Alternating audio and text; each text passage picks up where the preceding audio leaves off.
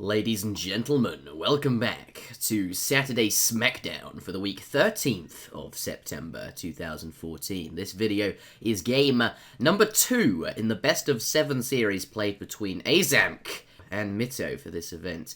Again, it will be casted by myself and ZutaZuta, so if perhaps you're new to this, and you're not quite sure what this event is, or who Zuta is, or what the civilization rules are, then I would recommend watching the introduction to the very first game in this series, the previous match, where I do explain everything in full.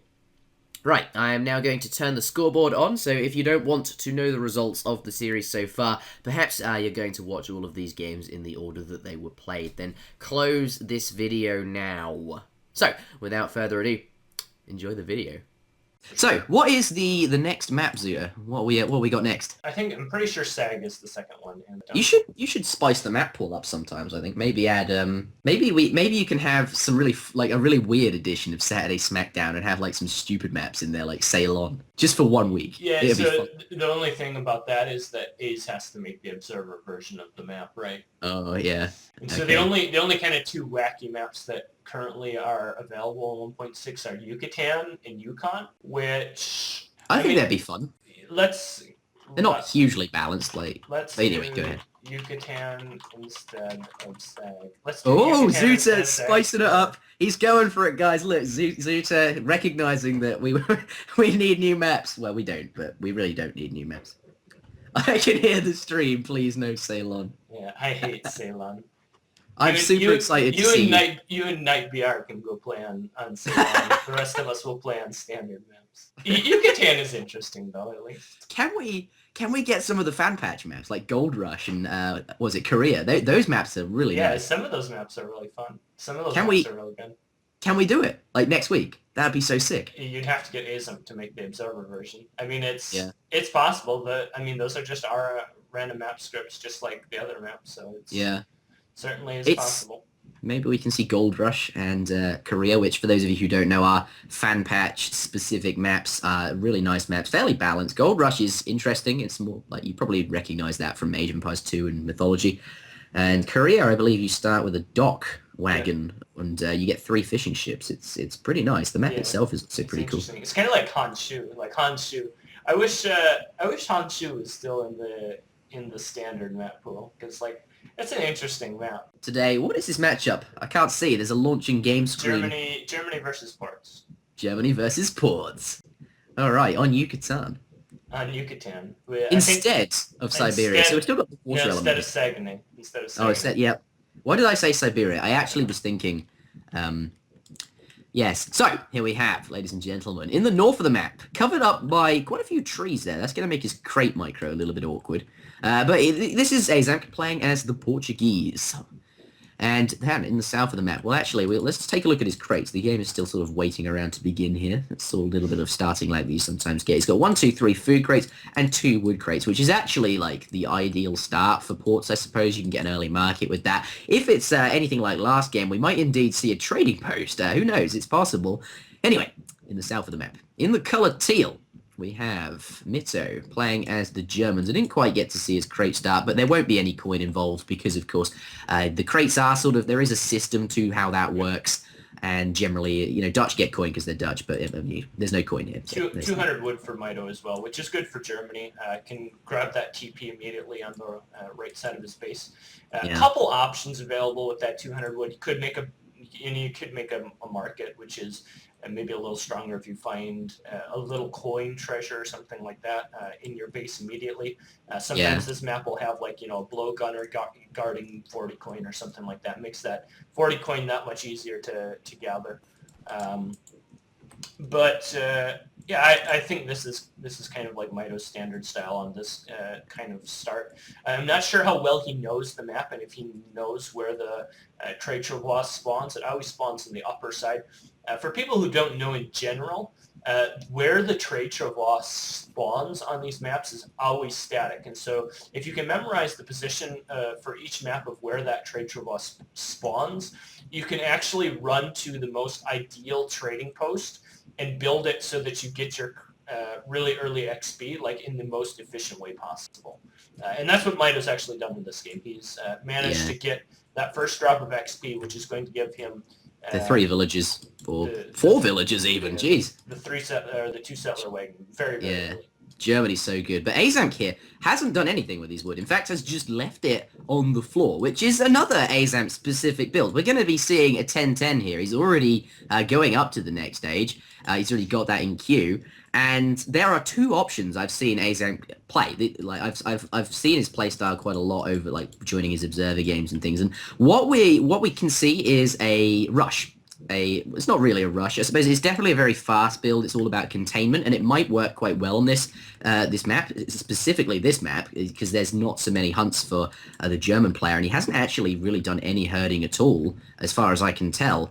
And what A's will do is he'll stick that forward town center, the town center you get from aging up, bring that forward, pop it down, and use it as like an outpost, as a forward spawn point for your home city shipments. His first shipment in Colonial Age will likely be 700 food if he is indeed going to rush, and he can use that to train units with. And the second shipment will be 8 crossbows, which should arrive just as the town center hits up, and then you can get your first batch of units and 8 crossbows out of that town center and really contain your opponent. And that could be super strong against Mitoe here, because his herding has been rather minimal. Yeah, his herding has been poor, and he hasn't even clicked up yet. Has he? Ooh. Yeah, this is... That's not even uncommon. That's just Germany. Yeah, like, this is just ridiculously fast from ports. Go ahead. Yeah, it makes me a little nervous, though, because he, as you mentioned, he has not herded yet. He has these 2 kind of herds of capybara and tapir that he could herd fairly easily, yet they could potentially be in his base right now. Yeah, and he still hasn't, which makes me a little bit nervous. He's starting just now. Fortunately, the other really good aspect about his map is he has 3 gold mines behind his TC, which almost any German player would like. I don't think you would ever resign a map where you had that many gold mines behind your base, because you are set for the late game. You are set for life with that amount of gold in your base. That is an unreal amount of gold. Just settle down here in the new world. Yeah, plenty of money. Nice. Yeah. The other option, though, that Aizamk might go for is a 10-10 fast fortress, which I think is less likely. Like, I can definitely say it's less likely now, because this town center is walking like halfway across the map. He'll usually place it mid-map for map control, but, you know, all 500 food on the floor. Anyway. I think he's gonna age. I think he's gonna age, honestly. Oh, do you think it's not the aggressive style I'm talking? No, he's nearly got 300 wood. I would assume we're gonna see 700 coin as his next card, using the Philosopher Prince 500 food to kind of jumpstart. Yeah, absolutely, you're right. It comes, so. I can see it. 700 coin. Yep, it's on the floor right now, which is actually, I don't know. I'm so conflicted about these builds that he does, because I know I can hear it in your voice. He makes it work, but it just shouldn't. And I guess that's why I like watching him play, is because it shouldn't work. And it shouldn't work. It just shouldn't work, but it sometimes does. Like, you sound so disappointed and sad every time like something ridiculous like this works. It's great. I don't think this will work, because at the same time as this, Mito's got so much gold behind his base. He's doing a very standard build. He's got a market up. He's got hunting dogs, I would assume, maybe steel traps. No steel traps, just placer mines. Has his stable coming up. Going to be able to gather gold. He's done an okay job of herding now that now that they're in. Down. He's got 2 TPs going for him, which is going to give him loads of XP to kind of jumpstart his age 3 play as well. So he's going to be able to kind of raid around and just buy himself some time. And I don't know that Aizamk is really going to be able to present much of a threat before Mitoe can get to age 3 and ultimately just have like this insane map and insane resources and just be really far ahead. I don't think he's going to be able to actually punish that fact. So when you do really fast fortresses, like really timing aggressive fast fortresses, you really have to do some damage, right? Because I mean, he's not. Let's take a look at the military count or villager count. He's at 14 villagers versus essentially 26 villagers, I guess. And going down that raid there. Yeah, so something like important needs to happen with adding in a big dog. push. Yeah, phase. this isn't very good. I mean, this is one of those situations where, and he's obviously identified it as well, that this is not working. This is Um, weird. I'm conflicted now about why he got to Fortress. Like, okay, so you got Germany. You were saying, he's doing something really standard. He's got the cab out for raiding, I suppose, right? Anyway, lots of villages from the shipments. It's really good economy. The point of this build, I suppose, what I've seen him do in the past is he gets up super quick to Fortress and is able to send like skirmishers like in mass. You get these Castadors out and they've got, is it the Castadors have a slightly longer range than other infantry or skirmishers or other, or am I just imagining yeah, it? it's the same. And 3 bills dying on that gold one Oh as my well. goodness, He's down. that's He's down to 12 bill he's population. yeah, oh, that's and oh my goodness, that's so bad for him. As Portuguese as well, you want to get the villager count rolling so that you can create more villages. You need the food coming in. Like having an extra town center sort of makes you have 5 less villages because if you're using all the food those 5 villagers are creating to make more villages, you are actually 5 villages behind like all the time. Anyway, normally what he does, he hits up super quick and uses the forward town center here to send, military units, get lots of Castadors out, and it's actually like surprisingly strong, like how quick it is because you've got these units. But here he's not doing that. He's starting to add in fishing, which seems really peculiar. I mean, honestly, have you seen a Boneng style water where he, was it fast industrial on the water? He like Yeah. camps his base with town centers on the coast using fishing, like it's like 3 docks or something at some point, and that's really strong. Like that can work. The only He just hasn't done caveat, it. is there's no schooners has been no schooners sent. I'm really wondering why Mito has all his villagers out here though gathering. Like he's probably still going to be okay just because he's got enough Ulans to be able to feigns take these dragoons. But Oh, why is he wow. not gathering the food in his base? Why is he sending essentially all of his villagers forward under 2 TCs when Yeah. that's a really risky play. That was a really good trade though for Mitoe. Like trading, like not even managing to lose that many. Like Ulans have such high hand damage, they just wreck everything they're close to, including dragoons. Like, but obviously dragoons, if they are kited well, that's not really they should beat Ulan. But yeah, town centers have a ×2 damage multiplier against villages. Fun fact, Yeah, which is why he's just losing. They're dropping I don't. like flies. Why did he send those villagers forward? Maybe he didn't realize there were town center there.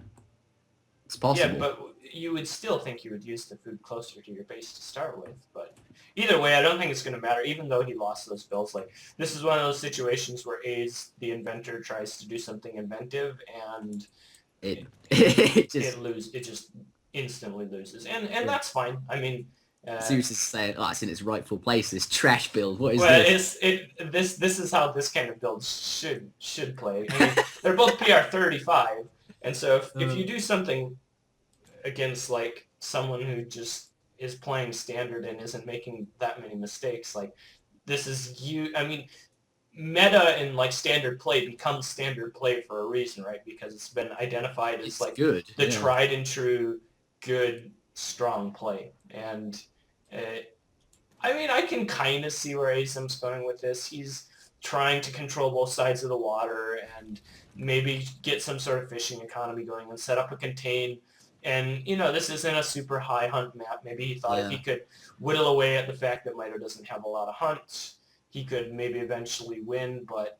well, he'd already gone 10-10 before he identified Mito had bad hunt. It just seems like this is just too full YOLO. It doesn't work. Anyway, go ahead. It's it's just the game's essentially over at this point. I mean, Germany hits this strong point between 10 and 12 minutes, regardless of what happens. I mean, if they have even just like they get rushed or they can anytime they can get to Fortress and they can start sending the shipments that give them the extra units and stuff, like it's really good. But there's the GG. This I kind of expected this after we saw it.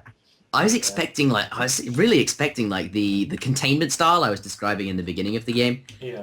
That would have been like I think that could have been like good. Like I mean it's not good because I'm even conflicted about that, but I've seen that work to a much more successful extent than this. I mean, trying to do the really aggressive fortress base play against Mito, who then just ends up aging himself and having 6 times the economy. I don't know. It's just an experiment gone wrong. Is all. I think he threw that one. It was like, but very convincing win in the first game though. Through a strange build. Yeah. Yeah, I think maybe one of his other strange builds could have been better here, but it's nice to perhaps perhaps this is something he has tried and it has worked, and maybe this time around it's not been so successful for him. But that is game number 2. Shall we head on out? Yep.